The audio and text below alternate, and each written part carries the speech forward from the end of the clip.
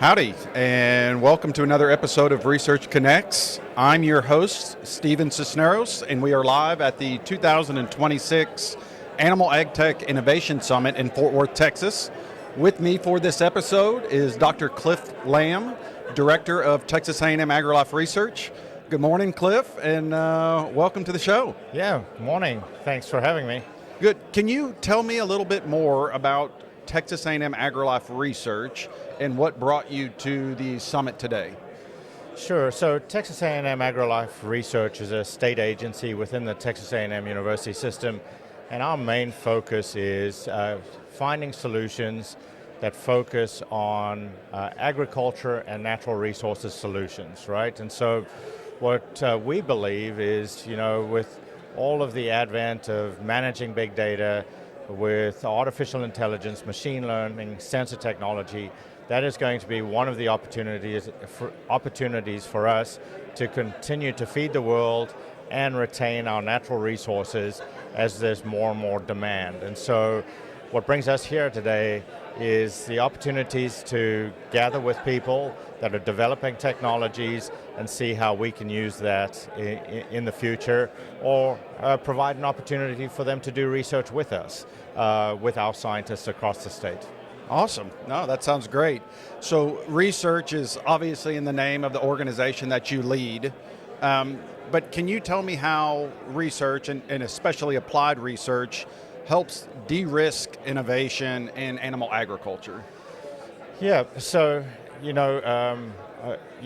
obviously when we're talking about animal agriculture, it's a complex system of biological things that occur, whether it's at the plant side for food, all the way to the animal performance and animal health, and then ultimately to an end product, right? And so when we start developing technologies that we want to utilize in animal production systems, we have to figure out how that has an impact on the biological aspects of the animal production system.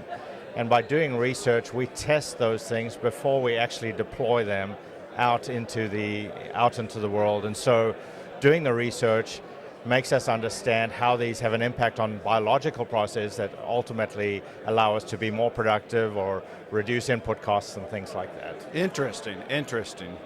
So from your standpoint then, as you meet with and have conversations with some of the organizations that are here, what makes a research partnership successful from your perspective? Sure. So from our standpoint, right, we take on research where it's fundamental work that we develop ourselves, or we partner with individuals, or we do things in terms of contract research. And so there's multiple ways in which to interact with us. So from our standpoint, what we want to do is we want it to be a symbiotic relationship where both entities are figuring out a way that they can benefit from that. For us, it is, are there things in the technology that we're working together on that can help us develop new technologies? And we understand that from a business standpoint, when they're working with us, that there is an ultimate goal of commercializing and making money from this, right?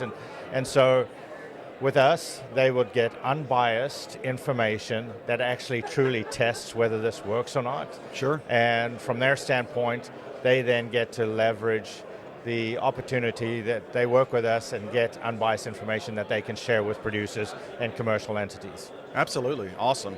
So then, as you're working with these different startups, these different technology companies, I mean, where do you see the biggest opportunities for startups to partner with universities or research organizations to kind of better impact the industry as a whole?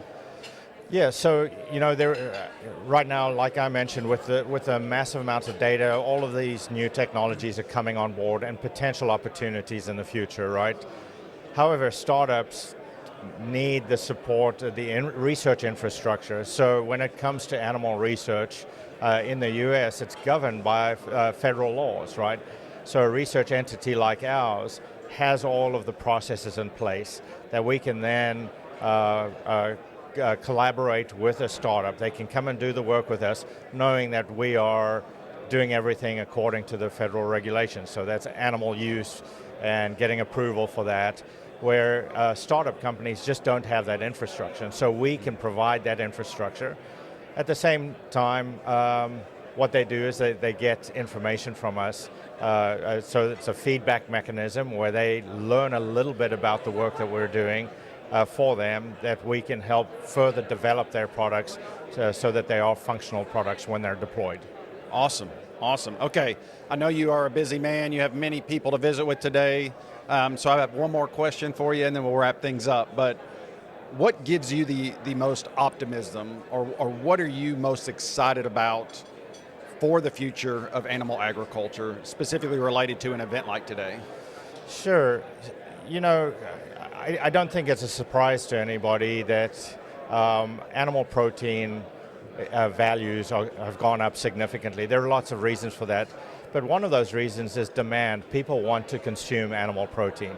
So there's a tremendous amount of optimism. It's not just in the US, but globally, we're seeing this demand for animal protein. At the same time, we're starting to significantly introduce engineering into our animal production systems. So that goes with drone technology, sensor technology, things like that are going to exponentially change the way we produce our protein. And so, although we're continuing to do research on traditional ways, this is one way for us to significantly and exponentially change the way we raise our animals in a healthy way, taking into account animal welfare, reducing disease, reducing input costs, and improving the total production systems. No, that's great. Well, thank you very much for joining us this morning. Appreciate what you do for the industry, just to better it as a whole. Looking forward to seeing what today's event unfolds, and just thank you for your time. Yep, That's thanks a a wrap. lot. Yep, appreciate it.